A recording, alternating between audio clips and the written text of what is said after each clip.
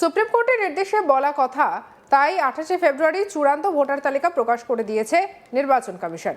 কিন্তু ভোটার তালিকা প্রকাশিত হওয়ার পর দেখা যাচ্ছে বিস্তর অসঙ্গতি। শুনানিতে প্রয়োজনীয় নথি জমা দেওয়ার পরও অনেকের নামের উপরে লেখা রয়েছে আন্ডার অ্যাডজুডিকশন, অর্থাৎ বিচারাধীন। আর এই অ্যাডজুডিকশনের তালিকায় নাম রয়েছে রাজ্যের বেশ কয়েকজন বিধায়কেরও। একবার ভাবুন, একজন জনপ্রতিনিধি, তার নামই চলে যাচ্ছে বিচারাধীনের তালিকায়।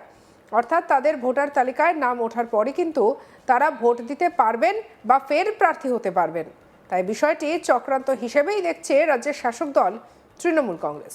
পশ্চিমবঙ্গের রাজনীতিতে আবারও ভোটার তালিকা নিয়ে তুমুল বিতর্ক। 4 মাস ধরে চলা এসআইআর প্রক্রিয়ার পর শনিবার প্রকাশিত হয়েছে চূড়ান্ত ভোটার তালিকা।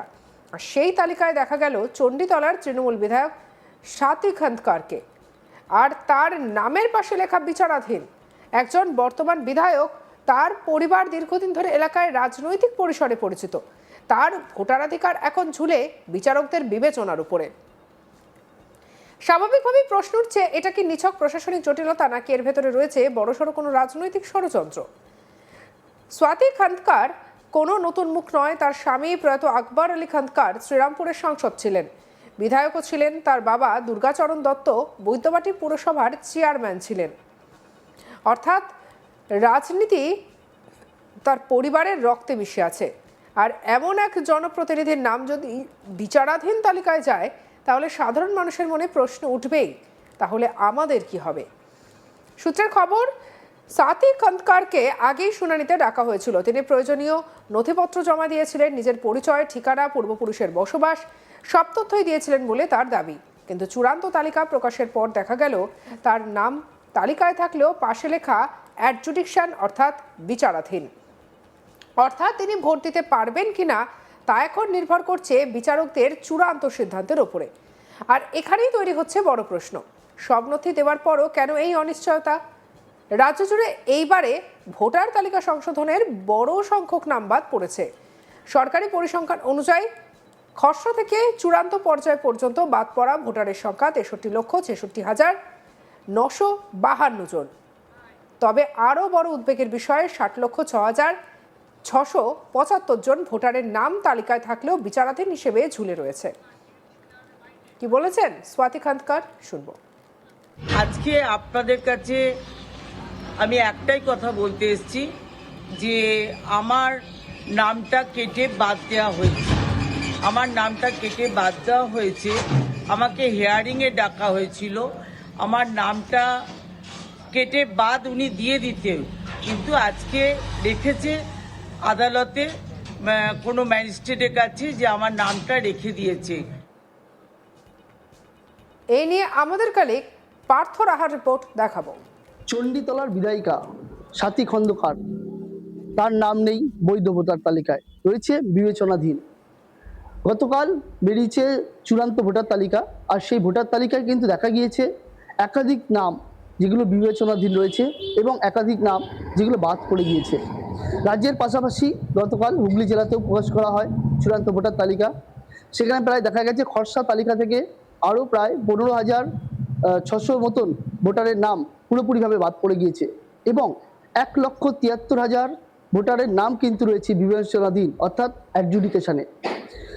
জর্জেরা বিভিন্ন কাগজপত্র দেখছেন এবং সেই সব নথি যাচাই করার পর যারা বৈধ ভোটার মনে হবে তারা আবার সেই নিয়ম অনুযায়ী ভোটার লিস্টে তাদের নাম পরপর উঠে আসবে, এমনটাই জানানো হচ্ছে নির্বাচন কমিশন সূত্রে। এখন যেটা দেখা গেল যে চণ্ডীতলার বিধায়িকা স্বাতী খন্দকার, তার নামই নেই বৈধ ভোটার লিস্টে, অর্থাৎ তার নামের পাশে লেখা রয়েছে বিবেচনাধীন, অর্থাৎ সেই নাম, তার যে নাম এখন ওঠেনি সেই নামটা বিবেচনাধীনের মধ্যে রয়েছে। হুগলি জেলার চণ্ডীতলা বিধানসভার বিধায়িকা স্বাতী খন্দকার, তিনি 1 বছর 2 বছর নয় 3 বারের, অর্থাৎ 2011 সাল থেকে 15 বছর হচ্ছে তার বিধায়িকা তিনি রয়েছেন। চণ্ডীতলার মতন গুরুত্বপূর্ণ জায়গায় তিনি বিধায়কের পদ সামলে আসছেন এবং একাধিক গুরুত্বপূর্ণ দায়িত্ব তিনি পালন করে চলেছেন। এবং বলে রাখা ভালো যে এই যে বিধায়িকা রয়েছেন স্বাতী খন্দকার, তার বাবা তিনিও কিন্তু ছিলেন বৈদ্যবাটি পুরসভার চেয়ারম্যান, অর্থাৎ তার বাবাও কিন্তু প্রশাসনিক যে আধিকারিক, সে আধিকারিক পদের কাজ সামলে এসেছেন। এবং চণ্ডীতলার বিধায়িকা স্বাতী খন্দকারের যে যিনি স্বামী প্রয়াত আকবর আলী খন্দকার, তিনি কিন্তু এই যে তৃণমূল কংগ্রেস দলটা প্রতিষ্ঠাটার পেছনে অন্যতম কারিগর ছিলেন। অর্থাৎ মুখ্যমন্ত্রী মমতা বন্দ্যোপাধ্যায় সঙ্গে এই আকবর আলী খন্দকার কিন্তু একসাথে বহুদিন কাজ করেছেন এবং এই যে তৃণমূল কংগ্রেস দলটা প্রতিষ্ঠার পেছনে তার হাত রয়েছে। তিনিও কিন্তু ছিলেন সাংসদ এবং বিধায়ক। অর্থাৎ চণ্ডীতলার এই যে বিধায়িকার পরিবার কিন্তু বরাবরই একটা প্রশাসনিক আধিকারিক যে পদ, সেই পদগুলো সামলে এসেছেন এবং বর্তমানে এখনো সামলে চলেছেন। কিন্তু সেরকমই একজন দলের নেত্রী, তার নামই রয়েছে অ্যাডজুডিকেশনে, অর্থাৎ বিবেচনাধীন, যা নিয়ে কিন্তু চাঞ্চল্য বা শোরগোল শুরু হয়েছে হুগলি জেলা জুড়ে। রাজনৈতিক তরজা তো শুরু হয়েছে, পাশাপাশি চণ্ডীতলার একাধিক বাসিন্দা বা একাধিক মানুষ বলছেন যে বিধায়িকার নিজের নামই নেই এই যে বৈধ ভোটার লিস্ট সেইখানে, অর্থাৎ তার নাম রয়েছে অ্যাডজুডিকেশনে। আমরা দেখলাম যে গতকাল যে চূড়ান্ত ভোটার তালিকা প্রকাশ হয়েছে তারপর থেকে কিন্তু জেলা জুড়ে একাধিক জায়গায় কিন্তু বিক্ষোভ দেখাচ্ছে, ক্ষোভ দেখাচ্ছে সাধারণ মানুষ থেকে শুরু করে তৃণমূল কংগ্রেসের কর্মী থেকে নেতারা। আমরা দেখেছি আজও সকালে যে উত্তরপাড়া রয়েছে, উত্তরপাড়াতেও কিন্তু একাধিক ভোটার যে তালিকা রয়েছে সেই তালিকা পুড়িয়ে ফেলতে দেখা গেছে সাধারণ মানুষদের। তাদের ক্ষোভ হচ্ছে, তাদের অনেক পরিবারের অনেকের নাম বাদ চলে গিয়েছে এই নির্বাচন কমিশনের যে চূড়ান্ত ভোটার তালিকা প্রকাশ হয়েছে সেখান থেকে। অর্থাৎ অনেকে রয়েছে যারা বৈধ ভোটার, তারা যেটা দাবি করছেন তারা এতদিন ভোট দিয়ে এসছেন, তারা জন্মসূত্র থেকেই এই ভারতবর্ষে রয়েছেন এবং পশ্চিমবঙ্গে থেকেছেন এবং ভোট যে দান যে প্রক্রিয়া হয় তার সাথে অংশগ্রহণ করে চলেছেন এতদিন ধরে। অর্থাৎ তারা ভোট দিয়ে সরকার নিযুক্ত করেছেন এবং এখন তাদেরকেই অবৈধ বলে ঘোষণা করা হচ্ছে, যা নিয়ে কিন্তু ক্ষোভ উগড়ে দিচ্ছে একাধিক সাধারণ মানুষ থেকে শুরু করে তৃণমূল কংগ্রেসও। সকালে উত্তরপাড়ার ঘটনা, যে ঘটনা কিন্তু ইতিমধ্যে চাঞ্চল্য ছড়িয়েছে, যে একাধিক ভোটার তালিকা পুড়িয়ে ফেলা হচ্ছে রাস্তার মধ্যেখানে, কারণ তাদের নাম বাদ চলে গেছে। আবার আমরা দেখলাম যে চুঁচুড়ায় একজন যুবক, তিনিও কিন্তু এতদিন ধরে ভোট দিয়ে এসছেন, তার মা ভোট দিচ্ছেন, তার বাবা ভোট দিচ্ছেন, 2002 সালের লিস্টে নাম রয়েছে তার বাবা মায়ের, অথচ সেক্ষেত্রেও তাকে ডিলিটেড করে দেওয়া হয়েছে। অর্থাৎ তার যে নাম, সেই নাম বৈধ ভোটার তালিকায় নেই, সেখান থেকে কেটে দেওয়া হয়েছে এবং পাশে বড় বড় করে লেখা রয়েছে ডিলিটেড, অর্থাৎ বাদ চলে গিয়েছে। এই যে একাধিক নাম সামনে আসছে, যে নামগুলোতে তারা ভোট দিয়ে এসছেন, তাদের যেটা দাবি হচ্ছে তারা ভোট দিয়ে এসছেন, সরকার গঠন করেছেন, তাদের ভূমিকা রয়েছে এবং এখন যে 2026 যে ভোট রয়েছে বিধানসভা, তার আগে জানানো হচ্ছে তারা বৈধ ভোটার নয়। তাদেরকে আবার কিভাবে তাদের নাম এই বৈধ ভোটার লিস্টে উঠবে বা কিভাবে তারা আবার যে ভোট দেওয়ার অধিকার সেটা ফিরে পাবেন, সেটা কিন্তু কেউ জানেন না।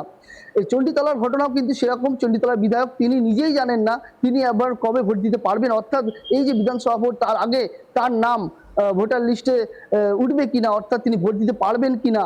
আবার এক্ষেত্রে কিন্তু আরেকটা প্রশ্ন এটা স্থানীয় বাসিন্দাদের মধ্যে রয়েছে, যে যদি অ্যাডজুডিকেশনে যাদের নাম রয়েছে, অর্থাৎ এই বিধায়িকার নাম রয়েছে, তার নাম যদি এখনো পর্যন্ত দেখাচ্ছে না বৈধ ভোটার লিস্টে, এবার এই অ্যাডজুডিকেশনে থাকা অবস্থায় কি তিনি আবার এবছর প্রার্থী হতে পারবেন, বা তৃণমূল কংগ্রেস যদি টিকিট দেয়ও তিনি কি দলে লড়াই করতে পারবেন? এবং ভোট দেওয়ার অধিকারই যদি না পান, তিনি নিজেকে ভোট দেওয়ার অধিকার যদি না পান, তাহলে সাধারণ মানুষ কি করে তাকে ভোট দেবেন বা কিভাবে তিনি প্রার্থী হওয়ার পরে কাজ করবেন? বিভিন্ন প্রশ্ন কিন্তু রাজনৈতিক মহলে উঠছে। সঙ্গে রাখুন আজ তাক বাংলাকে অন্যান্য খবরের জন্য সাবস্ক্রাইব করতে ভুলবেন না।